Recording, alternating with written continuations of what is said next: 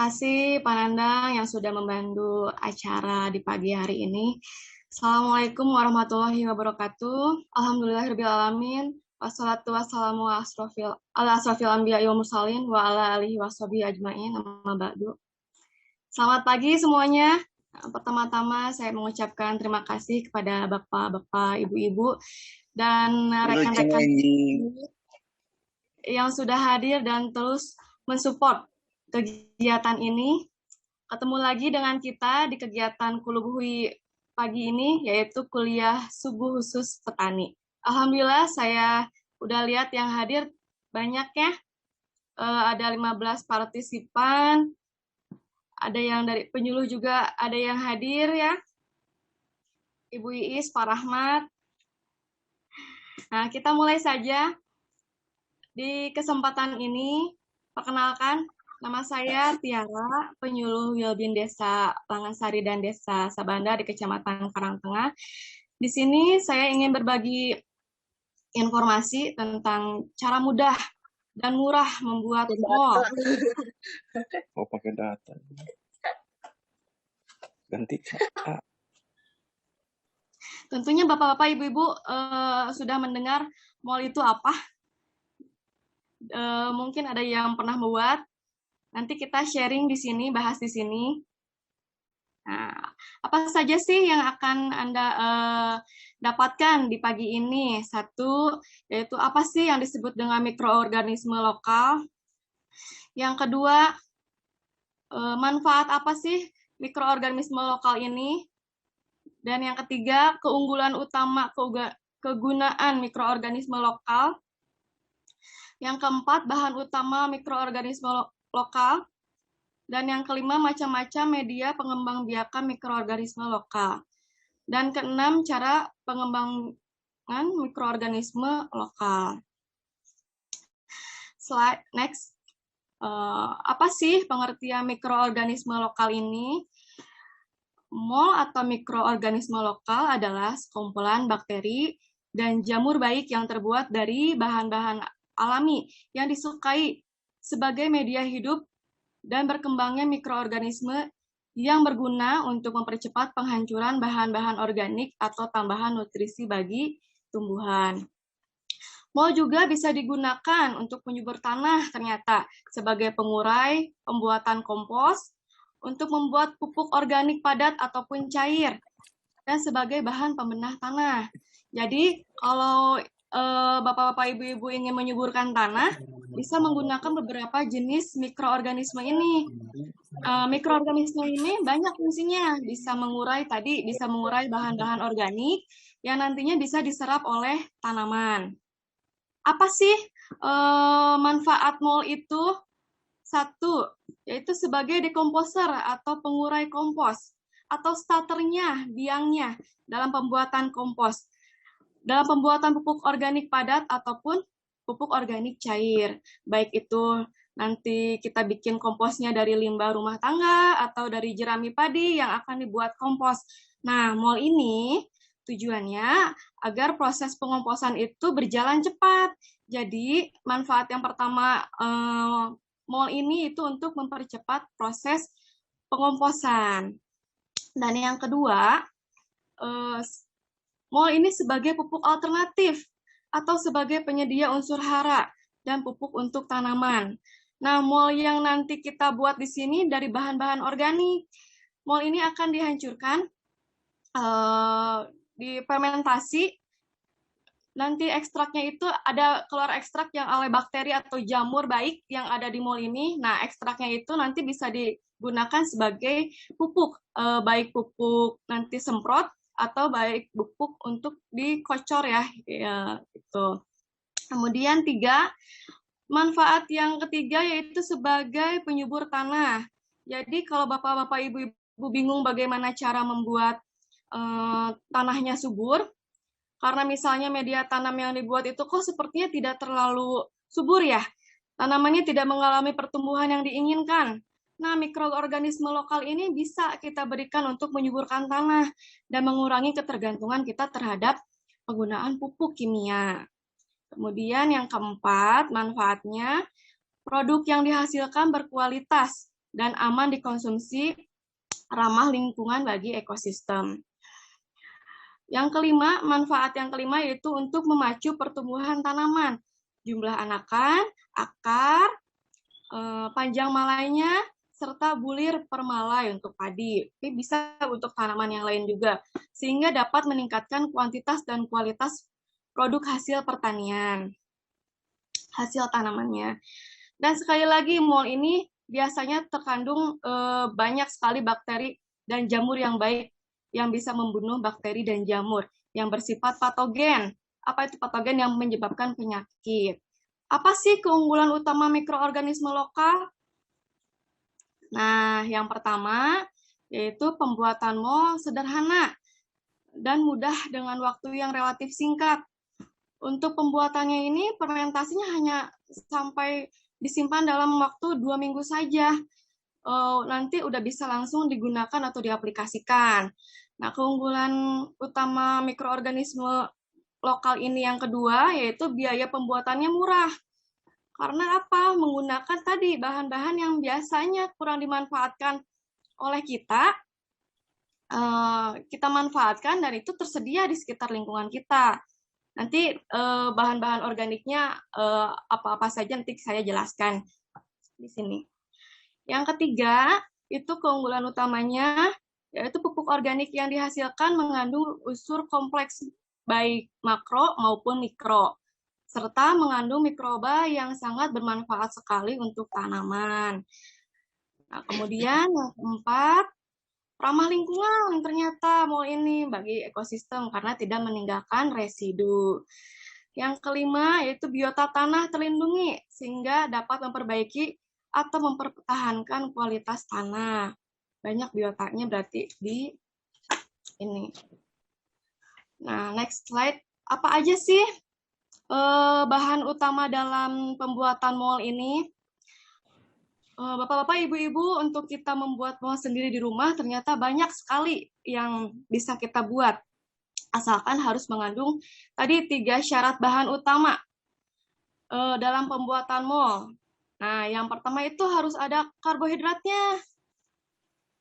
Karbohidrat di sini itu bahan ini dibutuhkan bakteri atau mikroorganisme untuk menyediakan sumber karbohidratnya bagi mikroorganisme ini. Bisa diperoleh dari cucian air beras, atau bisa memanfaatkan kalau tidak ada air cucian beras, bisa memanfaatkan tepung beras yang sudah kadaluarsa. Nah, itu bisa dimanfaatkan, dilarutkan dengan perbandingannya 1 kilogram tepung beras yang udah kadaluarsa, tapi bisa yang nggak kadaluarsa juga bisa. 1 kilogram tepung beras itu bisa dicairkan, dicampur dengan 20 liter air. Nah, selanjutnya untuk karbohidrat sendiri tadi udah ya, air cucian beras, bisa juga menggunakan urin ternak, menggunakan singkong juga, atau enggak yang ada dekat Bilangan Sari yang dekat dengan pabrik tahu ya. Nah, itu limbah dari pabrik tahu airnya bisa dimanfaatkan untuk pembuatan mol ini. Yang kedua itu tadi glukosa. Bahan utamanya tuh apa sih di sini? Glukosa ini di sini sebagai sumber energi atau makanan bagi mikroorganisme. Lebih glukosa ini didapat dari gula merah atau molase, gula tetes tebu, air gula, air kelapa, nira. Nah, yang ketiga, sumber bakteri yang ketiga di sini dapat dari bahan yang mengandung banyak mikroorganisme yang bermanfaat bagi tanaman. Contohnya antara lain dari sayur-sayuran busuk atau limbah sayuran. Nah, nanti kita dari keong emas, dari rebung bambu, nasi basi yang sudah berjamur, kemudian bisa dari bonggol pisang, buah-buahan busuk atau tape rage, tape ragia, terasi, limbah ikan, atau bisa juga dari tadi limbah ikan atau sisa-sisa kepala ikan itu bisa juga digunakan. Bahkan bisa juga menggunakan Yakult. Kalau misalkan kita beli Yakult atau Yohart itu sebenarnya bisa juga digunakan sebagai sumber bakteri. Tadi karena bahan-bahan tadi itu banyak ya bakteri dan jamur yang bermanfaat. Nah, salah satunya ada bakteri. Bakteri apa saja sih yang ada di tadi sumber bakteri itu? Yang satu itu ada bakteri Lactobacillus yang berfungsi untuk mengurai bahan organik dengan cepat. Nah, kemudian di situ ada bakteri fotosintesis yang berfungsi untuk membantu menambahkan nitrogen ke tanaman, sehingga bisa mengurangi penggunaan pupuk kimia. Nah, dan bakteri ini, yang bakteri fotosintetik ini, bisa mempercepat pertumbuhan tanaman, bisa memperkuat tanaman terhadap serangan hama dan penyakit. Macam-macam media mikroorganisme lokal atau mau ini, satu tadi itu ada keong emas ya. Banyak sekali bapak-bapak ibu-ibu hama keong yang ada di tanaman padi ya. Kita bisa manfaatkan. Nah, keong emas di sini kan anyir ya, amis gitu. Ternyata kandungan yang paling tinggi itu banyak sumber proteinnya. Ada asam aminonya, bisa menghijaukan daun padi ataupun daun tanaman yang lain karena ada kandungan N-nya yang tinggi. Kemudian yang kedua itu limbah sayuran. Mau menggunakan apapun limbah sayuran itu bisa. Yang ketiga itu mau bonggol pisang. Kebanyakan pisangnya saja ya yang dimanfaatkan, kita bisa memanfaatkan bonggol pisangnya. Yang kemudian keempat itu mau buah-buahan yang sudah busuk karena itu di situ banyak bakteri atau bakteri-bakterinya yang udah banyak gitu ya, dari buah-buahan yang sudah busuk. Next slide.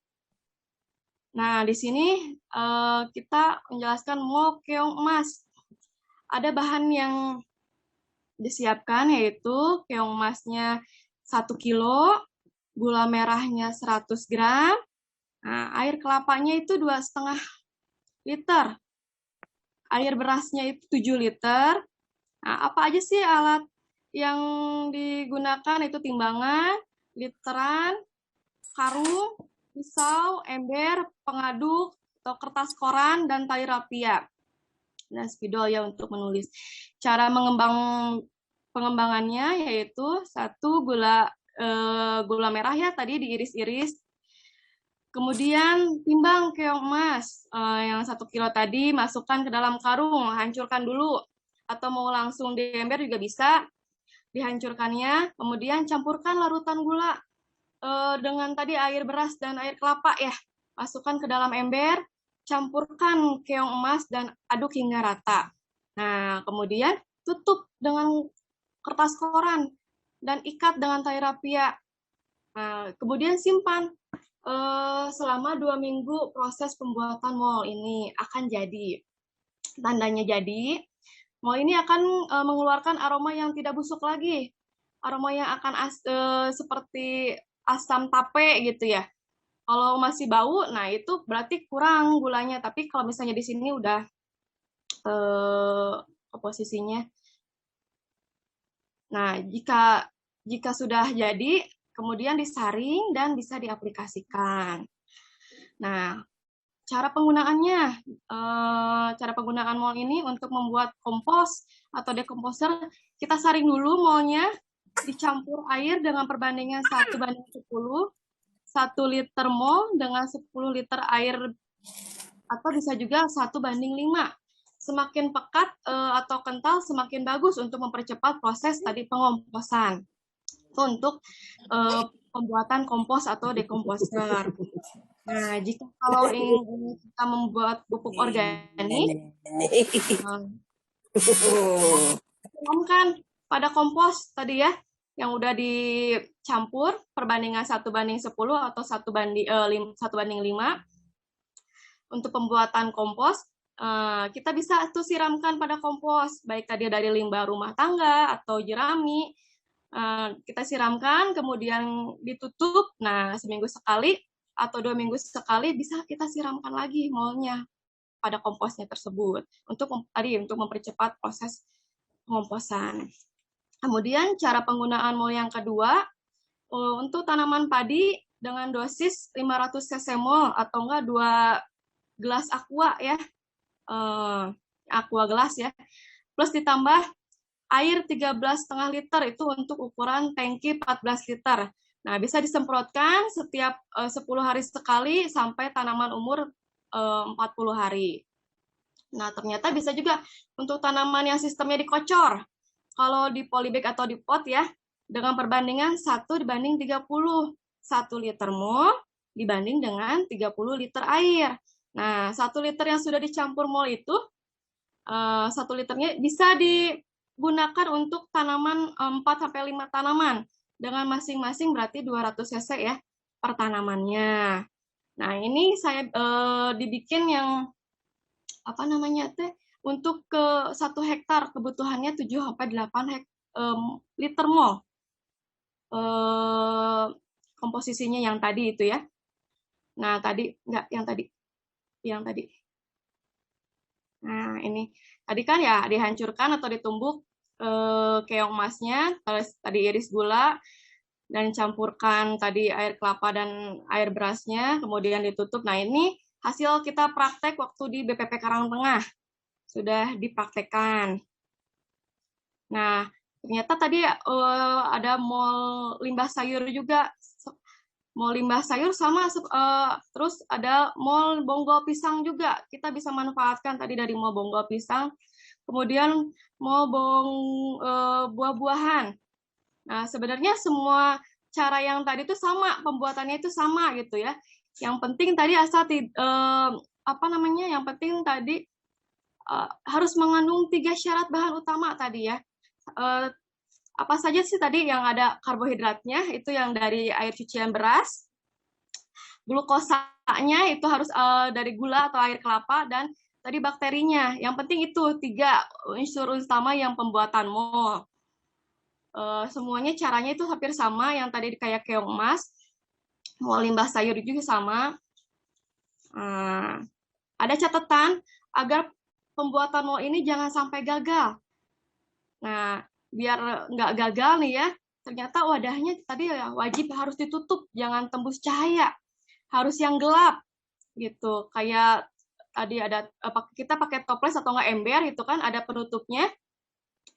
Nah, itu harus dibuka setiap hari atau 2 hari sekali, karena dalam proses pembuatan mol ini akan mengeluarkan gas gitu, ditakutkan akan meledak. Nah, jika ibu-ibu bapak-bapak takut lupa untuk dibuka tutupnya, alternatifnya tadi penutupnya itu menggunakan material yang pori-porinya rapat, seperti tadi kita menggunakan kertas koran. Takutnya lupa ya, kalau misalnya pakai toples yang ditutupkan atau nggak ember yang ditutupkan, tidak dibuka-buka, tadi takutnya meledak. Nah, alternatif yang pertama itu menggunakan tadi kertas koran, supaya tadi tidak meledak ya. Atau bisa juga dilubangi tutup toplesnya, menggunakan selang disambungkan ke botol yang diisi air, itu bisa. Yang kemudian biar apa tadi mol ini tidak gagal gitu ya, simpan juga di tempat yang gelap dan di suhu kamar.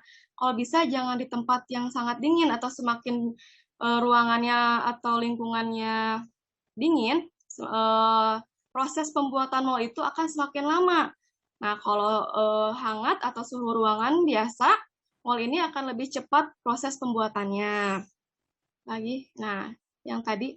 Nah, sebenarnya di toko pertanian juga ada yang menjual mol, yaitu mikroorganisme tadi EM4 yang warnanya kuning ya, bapak-bapak, ibu-ibu ya udah ada yang tahu EM4 ini. Harga EM4 ini kisarannya 20.000 sampai 50.000 per liter. Itu akan memakan biaya yang lumayan ya kalau misalnya terus-menerus kita gunakan. Makanya dari itu alangkah baiknya kita bisa membuat sendiri dengan memanfaatkan bahan yang ada di sekitar di lingkungan. Next, cukup sekian informasi dari saya. Nanti kita diskusi lebih lanjut atau berbagi pengalaman bapak-bapak ibu-ibu yang sudah menggunakan mol ini, atau ada tambahan dari bapak-bapak ibu-ibu yang hadir di sini. Bagaimana? Mudah kan? Dan murah dalam pembuatan mol ini, asalkan ada kemauan ingin mencoba, membuat, dan mengaplikasikannya.